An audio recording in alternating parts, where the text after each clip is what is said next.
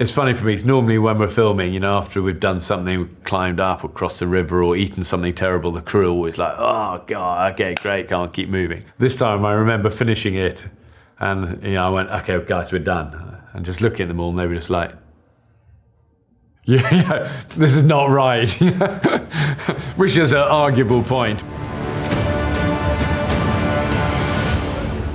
Okay, here we go, here we go. Here we go. Here we go. Well, Simu, by his own admission, is a city guy. We were in northern Canada, winter time, short days, super cold temperatures, bad weather we had that day as well, high winds. By this stage, he'd spend a night out with me. He hadn't slept, he was starving, it was freezing cold. So you're on the back foot already, you know. And then I think to ask somebody to strip down to their underpants and get into freezing water is a big leap. This is a test that the British Royal Marine Commandos do. They strip down, and then they have to get in the water, they have to keep calm. But here's the thing, once we're in there, we're on a ticking time. You know, you got minutes really before you start to lose all sense of not only be able to think laterally, but also be able to move your fingers and your hands. So once we're in, we've got to work really fast. When I suggested this to Simu, he was a bit like, he looked at me like, no, what, really? And I said, well, we'll plan it. We'll get a fire going. We'll have a system. Because the important thing is to make sure when you get out and you're that cold, that you've got systems in place, ultimately to save your life. You know, if you get out of that water with wet clothes and no fire, in that sort of environment, you're dead, you know, genuinely. So we had to get it right. And to Simu's credit, once he kind of got it and we're going to do this, he was like, come on. And you could see the adrenaline build in him. And he was amazing. You know, he just didn't hesitate, got in. There was definitely that hyperventilating of panic, but we did it together and he calmed himself down. And, you know, at the end of that show, I thought respect, you know, that's, you're right on the edge there. No, this is, you know what that is? Look like an octopus. No, that's placenta.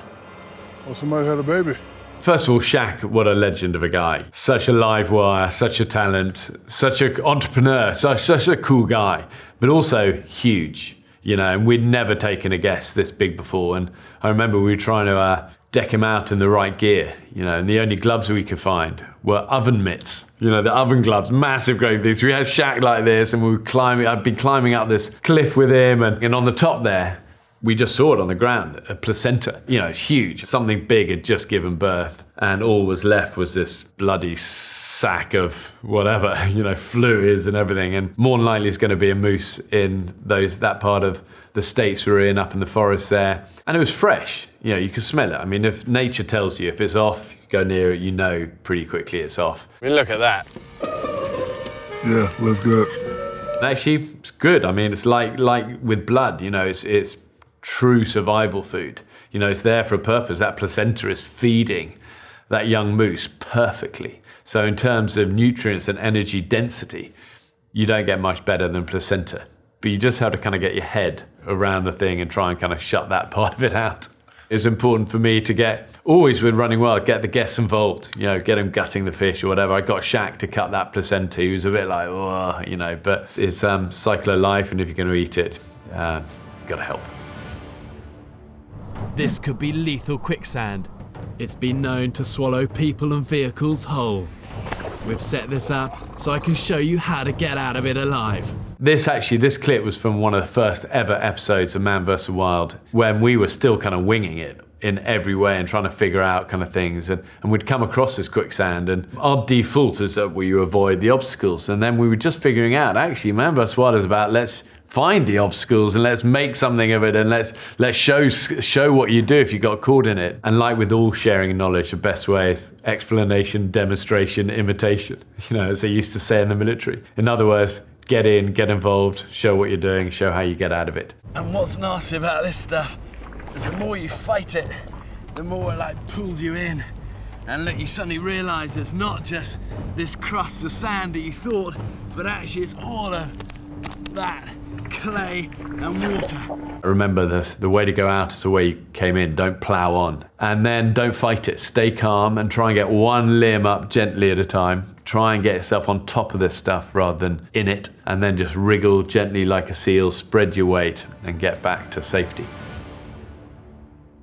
Okay, lunch, here we go. Look at this. And now this is for real. I found this on the riverbank, okay? So don't freak out too much. I think the president looked a little surprised when I pulled out this sort of bloody carcass of half-eaten salmon. Normally we're running wild, we reach out to people. This is one of the few ones where the guest came to us. It just happened to be a sitting president. Kind of a lot of our production crew, and myself included, almost didn't believe it. I remember our producer, Dell, he got a call from the White House saying that Obama was going to Alaska. He wanted to see some of the effects of climate change close up. He was a fan of Running Wild. Would I do a show with him? So before we knew it, I was kind of stood on that riverbank, suddenly getting really nervous. Secret Service everywhere, snipers in the mountains, helicopters doing final sweeps of the area, waiting for the president to appear out of the forest, and definitely a life moment. Bear, Hey, Mr. President. how you doing? How do you do, sir? Good to see you, sir. I'm Bear. How are you? Yeah. It's wonderful to meet you. In so many ways, Running Wild is like an adventure extended interview, but it goes deep. So you're getting to really know people well because you're out there for 2 days and you're facing a few fears and you're tired and scared at times and you're sleeping out and you're around a fire. So you get to know the real person. People's stories tell themselves if you give it the space.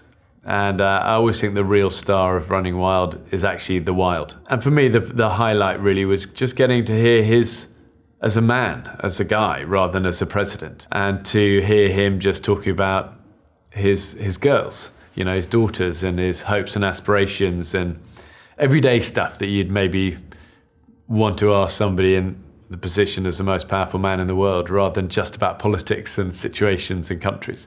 And actually afterwards he said, bring the family to the White House, which we did a few months later. And I was much more nervous then because suddenly everyone's in suits and looking smart, and suddenly you're into that machine. For the family, it was amazing to get to go, you know, to the White House. President Obama had us in the Oval Office. We had kind of tea together. In a way, the cool bit though was at the end, because there was an incident on Capitol Hill at the same time where there was a breach of security, and we were having tea, and then we were kind of getting near the end anyway, and suddenly the Marines came in and said, sir, we need to move now. Even the president was going, okay, what's happening? You know, he got taken that way, we got taken that way, and we had the Marines escort us. We went into this room, we were sealed in this room for a bit, and then we went down through the Situation Room and out the back entrance of the White House, and afterwards, our boys were pretty young, and I said, what was the best bit? And they went, the evacuation, of course, you know. Okay, are you ready? Yeah. 1, 2, 3. Okay, Yeah. one more. 1, 2, 3, ready? Push, slide it. Oh boy. Wait. Yeah. Oh my God. So this was with Natalie in the desert, in the canyons. As you know, moving through canyons, dynamic, difficult, slow pace, because you're moving along and suddenly there's a huge drop and you can't jump across it. We're gonna do something that's called a rope transfer. Okay. You kind of rappel down the first line. Okay. And then you pull the other line. And then you transfer your kind of weight into that, and then you pull yourself up that one. I'd actually pre-set up a loose rope line across this, because otherwise we'd never be able to do this. The problem with doing it with one rope is that technically it's not really classified as safe, because all your tension is down and a rope strength is that way. You can do these transfers like this, but really you want 2+ ropes on it if you're going to have a lot of weight on it. So I thought, well, why don't we try a different technique, which is an old mountain rescue technique for crossing crevasses and getting gear across. It's called a rope transfer. And instead of just having a tight line, you rappel down, and then when the slack comes, you pull that up, clip onto that one, transfer whilst you're sort of on it still, and then Jumar up and ascend up the other rope. But you know, Natalie's smart. She wanted to be pushed, but it was one of those things that you kind of got to do it on your own. You know, we're all like grapes. When you squeeze us, you see what we're made of, and you never really know how someone's going to react until they're in it. And she was amazing. I'm on a raft in the Pacific Ocean. I've collected some fresh water, but it's full of bird droppings and it's rancid. Drink this and you'd probably vomit and risk worsening dehydration. But there is a way of using it to gain life-giving fluids, but only as a last resort. I'm going to give myself an enema. Well, when you're doing survival on rafts, you've got a limited number of things you can do. It's not like being in a jungle. We can climb this and cross these rivers. And I knew this great survival story where this family had their boat hit by a whale and it started sinking. They end up in the life raft, this family. The mum was a nurse. They had 2 young kids and the dad. They ran out of all their supplies. They'd caught a few turtles and some fish. They had rainwater, but it was all in the bottom of the life raft. It was fetid and mixed with sort of turtle innards and rainwater. But the nurse knew that if she could get fluids into all of them rectally, i.e. through an enema, it would hydrate them without making them sick. And she did that, and actually it saved her children's life. And I tied the raft with a bunch of old hosing, so I had some hose, I had my water bottle, and I tried to jerry-rig this thing up where, I could perform an enema. And it was one of the moments of my life, least comfortable moments, least pleasant moments, probably not to be repeated. By performing an enema, you bypass the gag reflex, rehydrating your body without the risk of vomiting. Hey, it worked. And it's funny for me, normally when we're filming, after we've done something, we've climbed up or crossed the river or eaten something terrible, the crew are always like, oh God, okay, great, can't keep moving. This time I remember finishing it and I went, okay, guys, we're done. And just looking at them all and they were just like, yeah, this is not right. Which is an arguable point, but the real point is, it is right and it could save your life, so you never know. Let's hope it doesn't come to that. I guess all you can do is lie back and think of England. I'm not quite sure what part of England I was thinking about. I'm not sure I'm selling England particularly well. Yeah, it was eye-watering, that's all I remember. So there you go, look, hold on. So those bits, I mean, it's the stingy bits. It's slippery, but those are ow! It got you? Yeah, papa. So he got stung by a jellyfish, and I've seen it in movies before where if somebody gets stung by a jellyfish, you have to pee on them. Here you go, look. This is so inappropriate, by the way. Let's see if I have pee. First of all, Mel B, what an amazing lady with a true life story. Her journey has been incredible. I admire her tenacity and spirit so much. But we were in Wales in the UK, swimming ashore, and I got stung by a jellyfish. And you can see the rash just came up on my arm. And then Mel saw it, and she instantly went, Do you need me to pee on you? Are you ready? I hasten to add, the more research is done into this, the more tenuous this is. But certainly back then, it was something, I'd grown up with, was always like my dad always telling me, if you get stung by a jellyfish, pee in it. Mel B knew that. She said, I'll help, I'll pee on it. I just never forget her grabbing my hand and squatting down and peeing on my hand. If you just relax, then I'll relax. Now I've got stage fright. I can't relax. Did it help? Not really, apart from it made us both laugh. I mean, the thing is, it did actually take away a little bit of the sting, but I don't know whether that was just sort of warm Spice Girl urine. There you go. Don't say I don't do anything for you. You don't always get every guest being willing to do crazy things all the time, and Mel was of that spirit of like, come on, let's try it, we'll do it. So thank you, Mel. That one is in here and in here, unforgettable. Okay, so this feels suspiciously like jumping out of the plane. Yeah, here we go. Okay, so we got to go at the same time. Yep. Here we go. Right, so maybe not too much at the same time, so we don't rag each other. Normally with Running Wild, the guys I'm taking are rookies. They might be Hollywood superstars and amazing sportsmen, but in terms of survival and wilderness adventure, they're often rookies, which means, it's very much kind of case of I've got the coil of rope and the compass and come on, we'll go together, but we're going this way. Alex is obviously a different beast in the sense that he's probably one of the greatest climbers that's ever lived. He didn't need any guiding. This part of the journey, we were crossing this gorge on this suspension wires. We didn't want to cross the whole thing. I actually wanted to get down into the gorge, but there was nothing really solid or good to tie off to on the edges. So I thought, well, let's go to the middle. We'll tie the rope, drop it, and we'll just free rappel straight down the middle. 3, 2, 1, see ya.